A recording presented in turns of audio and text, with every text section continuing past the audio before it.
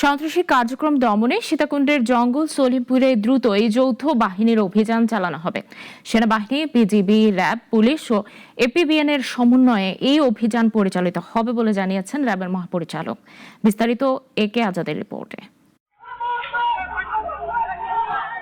সন্ত্রাসীদের অভয়ারণ্য হিসেবে পরিচিত সীতাকুণ্ডের জঙ্গল সলিমপুর কয়েক দশক ধরে এখানে রাজত্ব কায়েম করেছে অপরাধীরা। গত সোমবার বিকেলে এই এলাকায় অস্ত্রধারী সন্ত্রাসীদের গ্রেপ্তারের অভিযানে সন্ত্রাসী হামলায় গুরুতর আহত হন র্যাবের 4 জন সদস্য। তাদের উদ্ধার করে সম্মিলিত সামরিক হাসপাতালে নেওয়া হলে নায়েব সুবেদার মোতালেব হোসেন ভূঁইয়াকে মৃত ঘোষণা করেন চিকিৎসক। বাকি 3 জন সিএমএইচে চিকিৎসাধীন রয়েছেন। সন্ত্রাসী হামলার এই ঘটনায় অপরাধীদের দৃষ্টান্তমূলক শাস্তির দাবি করেন নিহতের পরিবার। জন্ম হয়েছে, মৃত্যু হবে, এটা স্বাভাবিক, কিন্তু যে মৃত্যুটা হয়েছে এটা মেনে নেওয়ার মতো না।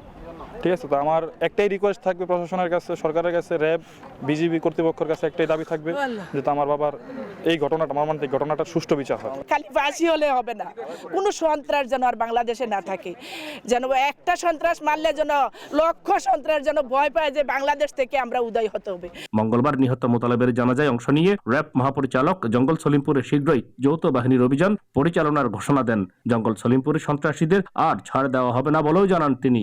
র্যাপিড অ্যাকশন ব্যাটালিয়ন এই ঘটনার সুষ্ঠু বিচার না হওয়া পর্যন্ত এর পিছনে লেগে থাকবে এবং জঙ্গল সলিমপুর যেটা একটি সন্ত্রাসীদের একটা আড্ডাখানায়, একটা ডেনে পরিণত হয়েছে, অবৈধ কর্মকাণ্ডের এই আস্তানা আমরা ভেঙে চুরে গুড়িয়ে দিব।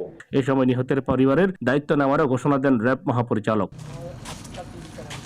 দ্বিতীয় নামাজে জানাজা শেষে কুমিল্লায় গ্রামের বাড়িতে পারিবারিক কবরস্থানে দাফন করা হয় মোতালেবকে। একে আজাদ, নাগরিক, চট্টগ্রাম।